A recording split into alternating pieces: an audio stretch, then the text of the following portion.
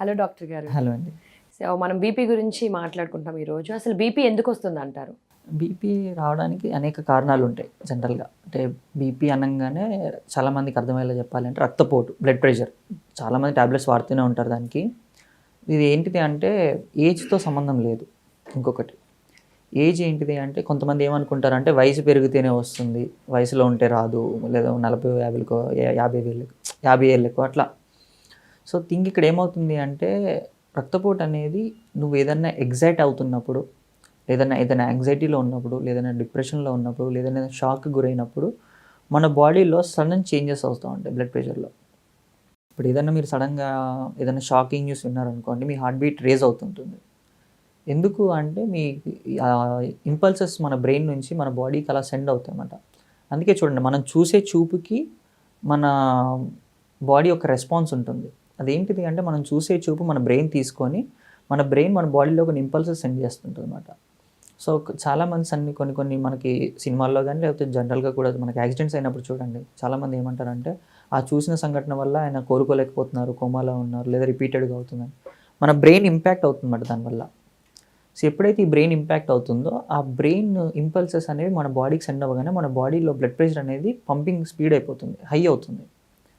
So ఇది ఏదైనా సరే అంటే రకరకాలు ఉంటాయి దీంట్లో. ఉదాహరణకి చెప్పుకోవాలి అనుకుంటే ఒక కేసు ఉంది నాకు. ఒక పెద్దాయన 45, 46 ఏజ్‌లో ఉంటారు. ఆయన ఏంటిది అంటే సడన్‌గా బయటికి వెళ్లారు. He got some call. అంటే ఒక ఫోన్ కాల్ వస్తే సడన్‌గా బయటికి వెళ్లారు. ఇంత కాల్ ఏంటిది? ఎందుకు చేశారు? ఏం చెప్పలేదన్నమాట. వెళ్ళాక ఏం జరిగింది అంటే తెలిసింది ఏంటంటే వాళ్ళ అబ్బాయి గారికి యాక్సిడెంట్ అయింది. చెప్పలేదన్నమాట ఈయనకి. సో తీసుకొని పర్సనల్‌గా వెళ్తారు కదా! తీసుకొని వెళ్ళి హాస్పిటల్‌లో చూపించేటప్పటికి ఆయన సడన్‌గా బెడ్ మీద చూసారన్నమాట వాళ్ళ అబ్బాయి. చూసేటప్పటికి ఆ ఇంపల్స్ ఆయన తీసుకోలేకపోయారు. ద వే హీ రియాక్ట్ అంటాం కదా! ఆయన దాన్ని తీసుకోలేక ఎమోషనల్ అయిపోయారు బాగా. ఎంత ఎమోషనల్ అయిపోయారు అంటే అక్కడక్కడే ఫెయింట్ అయిపోయి స్ట్రోక్ వచ్చేసింది ఆయనకి.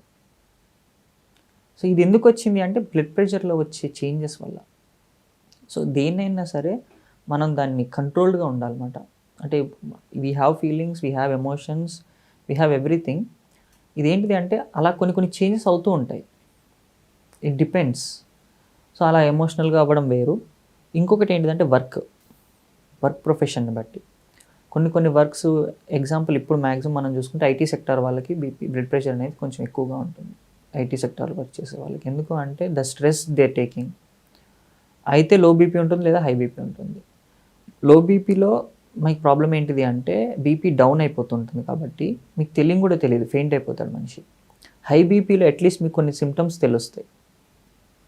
నాకు హెడేక్ వస్తుంది, లేదు నాకు కళ్ళు లాగుతున్నాయి, కళ్ళల్లో నుంచి నీరు వస్తుంది బాగా స్ట్రెయిన్ అయిపోయి, ఛాతీ దగ్గర నొప్పి రావడము, ఛాతీ అంతా ఏదో బరువు కావడము, లేదా ఛాతీ పట్టేసినట్టు అవ్వడము, ఇట్లా కొన్ని సిమ్టమ్స్ ఉంటాయి.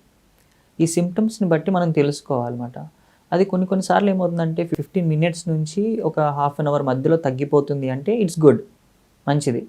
లేదు 15 మినిట్స్‌కి హాఫ్ అన్ అవర్ కూడా తగ్గట్లేదు అంటే then you have to go to hospital and admit, or you have to call a doctor and you have to know what exactly happened to you.